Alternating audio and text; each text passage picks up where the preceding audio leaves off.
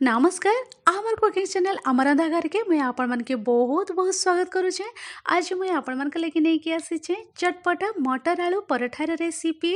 आपण माने वीडियो के फुल वॉच करूँ मोर प्रोसेस रे आपण माने थरे मटर आलू पराठा ट्राई करूँ बहुत ही बढ़िया लगवा। आज रेसिपी जदि आपण मन को पसंद है लाइक शेयर कमेंट करवा लगे बिल्कुल भी नहीं भूलबे। चैनल रे नुआ ताहले अमरंधा घर चैनल के सब्सक्राइब करी देबे। तो चलो डेरी नहीं करी कि चटपटा मटर आलू पराठार रेसिपी आरंभ करमा। इने मुझे आपण मन के देखै दउछे मुई डो आगुरु रेडी करी के रखी देइथिली। आमे रेगुलर जनता रोटी पराठार डो रेडी करसु से सेम डो बहुत भल भावरे मु चकटी की आगुरु रेडी करी के रखी देइथिली। तो चलून मुई एबे कवर करी के रखी दउछे रेस्ट हेबार लगी। तार भितरे आमे मटर आलू पराठार स्टफिंग रेडी करीदमा।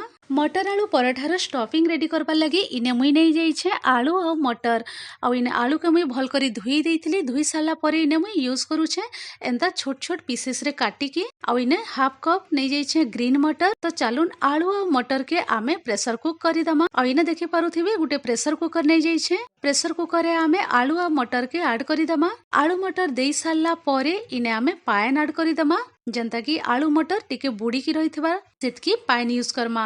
तार संगे इने नून नहीं जाइछे 1/4 टीस्पून। नून दे साला परे आमे प्रेशर कुकर कवर देदमा। आमे प्रेशर कुक करीदमा। दुईटा हुइसिल देदमा मीडियम फ्लेम रे। आ इने मुई आपण मन के देखै दउछे दुईटा हुइसिल मीडियम फ्लेम रे मुई दे देइथिली। मटर आ आलू बहुत भल भाबरे कुक हे जाइछे। आ मुई पान सब ड्रेन करी के इने प्लेट रे ट्रांसफर करी के आपण मन के पाखे नै के आसी छे देखि पारुथिबे। तो चलून एबे आमे आलू रो त चुप्पाटा बाहर करी दमा। आ इने देखि पारुथिबे सब आलू रो चुप्पा मुई बाहर करी देइछे। एबे आमे गुटे स्पून सहाय्य रे मैश करी दमा। आ इने देखि पारुथिबे बहुत भल भाबरे मुई आलू के इनता मैश करी देइछे।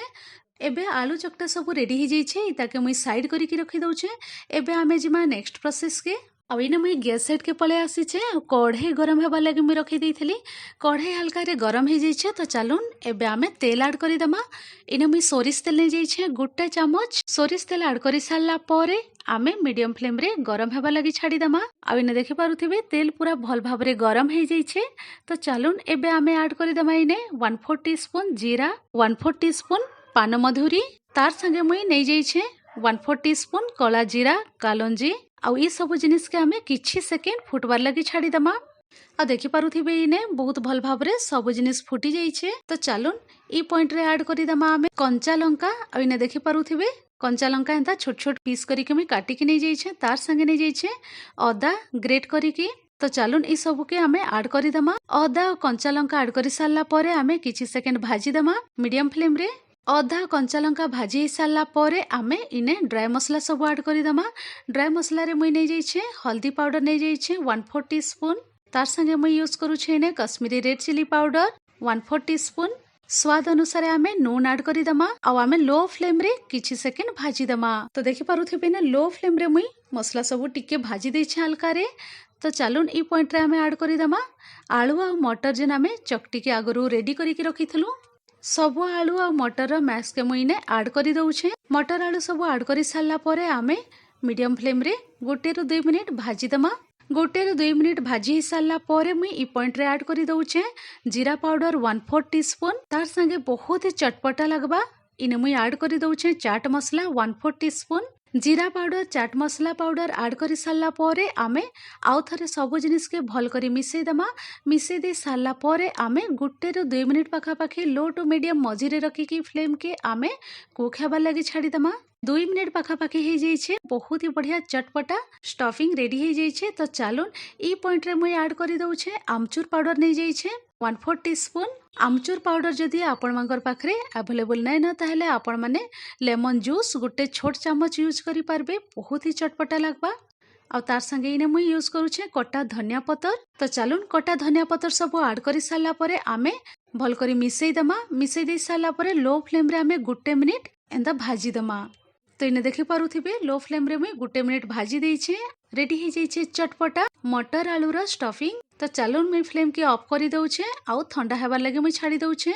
आ इने मुई आपण मन के देखै दउछे चटपटा मटर आलू पराठार स्टफिंग रेडी हो जाइए। मुई एंता प्लेट के गुटे ट्रांसफर करी देइथिली आ हल्का रे ठंडा हो जाइए। तो चलून इता के साइड करी के मुई रखी दउछे। आ इने मुई आपण मन के देखै दउछे डो भी पूरा रेडी हो जाइए सेट हो जाइए भल करी। तो चलून एबे आमे छोट छोट गोल गोल साइज रे आमे रेडी करिदमा बॉल सबु आपण माने आपनकर पसंद हिसाब रे पराठा रेडी करि परिबे छोट बड़ साइज रे। तेने देखि पारुथिबे मु ई साइज रे बॉल सबु रेडी करि देइ छे।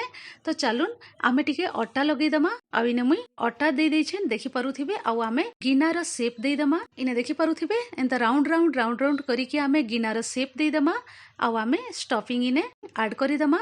इने मुई 2 रु 3 चामच पाखापाखि स्टफिंग दे दउछे। आपण माने आपनकर मन पसंद हिसाब रे कम बेसी स्टफिंग यूज करि पारबे। स्टफिंग दे साला परे आमे एंता राउंड राउंड बुले की बहुत भल भाबरे आमे सील करि दमा। इने देखि पारुथिबे आपण माने एंता करि की सील करि देबे। एबे आमे एंता हाथ साहाय्य रे टिके प्रेस करि दमा जेंता की सबु पराठार चारिआडे स्टफिंग टा पूरा रहिथिबा बहुत भल लागबा खाइबा लागि। एंता हल्का रे आमे प्रेस करि दउथिमा टिके। एबे मुई बेली दउछे आ इने रेडी हे जाइछे गुटे आलू पराठा। एंता सेम प्रोसेस रे आमे सब आलू पराठा सब रेडी करि दमा। आ इने मुई आपण मानके देखै दउछे 3टा आलू पराठा मुई बेली की रेडी करि देइछे। आ इने मुई गैस सेट के पळे आसीछे मीडियम फ्लेम रे मुई रखि देइछे आ तावा पूरा भल भाबरे गरम हे जाइछे। तो चालुन एबे आमे पराठा सब सेकी दमा उल्टा पुल्टा करि के आमे सेकी दमा। आ इने पूरा हल्का रे कलर आसी जाइछे ब्राउन कलर देखि पारुथिबे। ई साइड रे आमे घी लगै दमा आ उल्टा करिके उल्टा साइड रे भी आमे घी लगै दमा। तो देखि पारुथिबे बहुत ही बढ़िया रेडी हे जाइछे चटपटा मटर आलू पराठा। आ इने मुई आपण मानके देखै दउछे सर्व करिकी चटपटा मटर आलू पराठा सब रेडी हे जाइछे। तो चालुन सब पराठा इने मुई रखी दउछे प्लेट रे। देखि पारुथिबे बहुत ही टेस्टी रेडी हेइछे। पराठा संगे सर्व करूछे ग्रीन चटनी तार संगे नै जाइछे दही। इने मुई मटर आलू पराठा के ग्रीन चटनी आ दही संगे मुई सर्व करूछे। अब बहुत ही चटपटा रेडी हेइछे। आपण माने भी मोर प्रोसेस रे थरे ट्राई करू। आशा करू छे रेसिपी आपण मन के निहाती भाबरे पसंद हेइथिबा। जदि पसंद हेइतिले लाइक शेयर कमेंट करबा लागि बिल्कुल भी नै भूलबे। चैनल रे नुवा ताले आमार रंधाघर चैनल के सब्सक्राइब करि देबे। तो चालुन मुई फिर रहू छे एंता नुवा इजी टेस्टी रेसिपी नै के आपण मानकर संगे फिर थरा मुई भेट पड़मी। Thanks for watching. Bye bye take care.